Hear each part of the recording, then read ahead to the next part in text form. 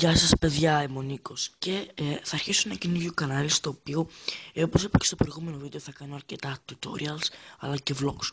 Tutorials θα κάνω σε δύο συσκευές, σε μια iOS συσκευή και σε μια Android συσκευή.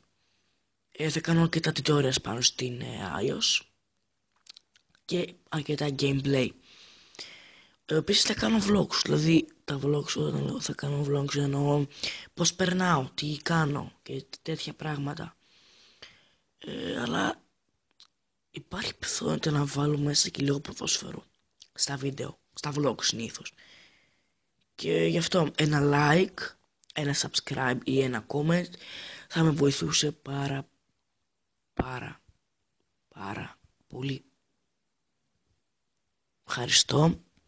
Γεια σας.